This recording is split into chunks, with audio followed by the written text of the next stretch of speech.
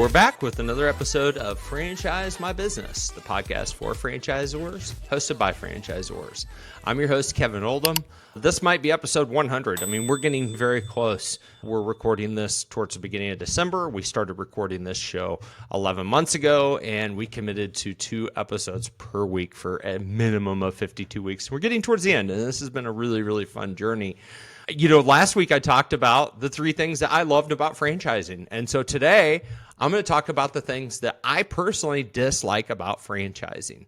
And I'm going to have to search hard, but definitely there's one that sticks. It's coming to the top of mind right now.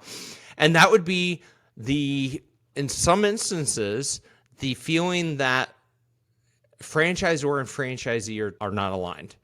And the whole, franchisees may look at the franchisor and feel like they're in an ivory tower or they're separated from what's actually happening, in their locations, interactions with customers and all of those things. So that kind of, hey, corporation versus small business owner type of thing. So even though we're all on the same page and everything, if the franchisees don't feel like their needs are being met, then a lot of times there's this feeling that there's a disconnect between the ZOR and the Z. And that's probably one of the things I dislike the most about the business model, because having worked in a home office where we had, I don't know how many people were at that office. Let's just say it was about 50 employees. I know wholeheartedly every single day to a T, every single one of those team members came in wanting to please the people that we served, our franchisees. More humans running a business, and sometimes things don't work out the way that they should.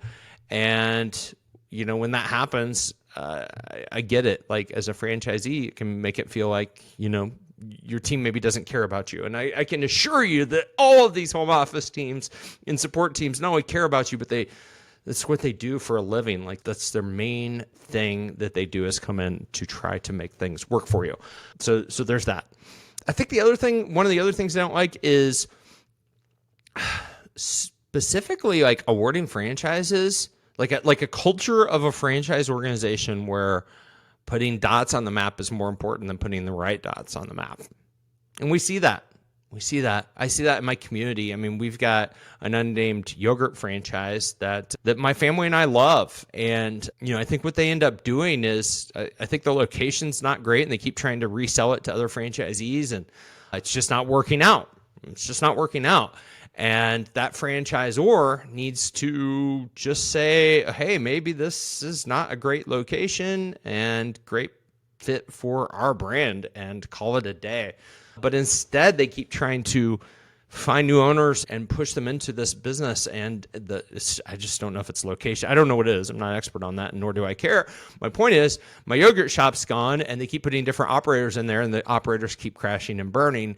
And every time that happens, a little part of me gets sad, because I realize that's a human being who probably put, a lot of money behind it and probably had a ton of enthusiasm and whatnot, and then it did not work out. And that just happens with business. But I feel like franchisors have a little bit more responsibility, because they have data. Hopefully they have, a lot of data if they're a national company, and they can help make some of these mistakes less popular. Other things, when you see an organization kind of max out, and then you'll just see a fast follower or whatever, just put a different spin on a brand, and next thing you know, we've got, let's use yogurt as an example. We've got 1 million yogurt brands, and we've got some saturation. And then you do start seeing these businesses, go after each other and compete for customers, and then you see them shut down. And that's always hard. And so those are, some of the things that as a franchisor, when I'm just driving around my town and I see things, locations opening and closing, those are things that weigh heavy on me personally. What else? I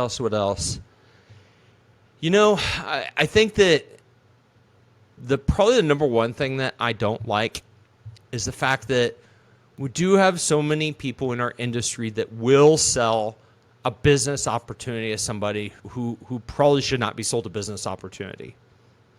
And the reason that they do it, who knows? It could be a million different reasons. They may not be good at picking, right? And nobody's great at 100% identification of great operator fit for your platform.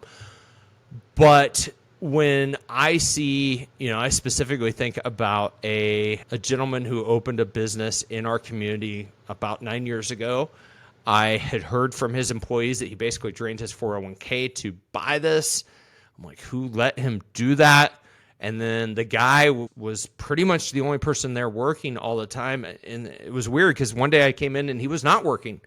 And so I had an opportunity to ask about him because we had been going there for so long and he always worked there. And it was just these nice kids who I don't even think were employees who were helping him take a day off because he hadn't taken one off. And ultimately the business didn't succeed. His 401k went away. Who knows if he had to declare bankruptcy. And I look back and I'm like, who offered that gentleman that franchise?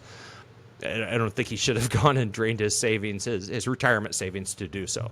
But somebody coached him to do so, or somebody put that seed in his mind and then gave him, the green light to go ahead. And so those are some of the things I don't like about the franchise industry.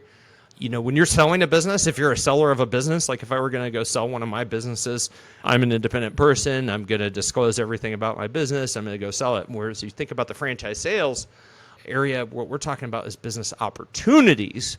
And in some cases, they're operating and already like resales, but for the most part, they're startups. And there's a lot of startup capital and all these things. And sometimes I'll see opportunities sold to people that maybe aren't financially qualified. And that hurts to see that happen because generally they don't make it. And a lot of times there's some turmoil that follows those individuals potentially for the rest of their lives in terms of bad credit, bankruptcy, things like that. So those are some of the things I don't like about the franchise industry.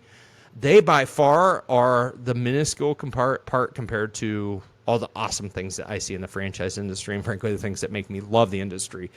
And the reality is, as I look at other parts of my life, whether it's real estate or digital marketing, there's parts about those industries that I despise and there's parts about them that I love. And I think that's true with everything. But I didn't want you guys to think that I'm all just sunshines and rainbows all the time when it comes to franchises, because there's definitely things that I see in our industry that I don't like and that I personally would like to, see go away forever if at all possible. So until next week, I hope you have a phenomenal week. Be well, and let's finish the year strong.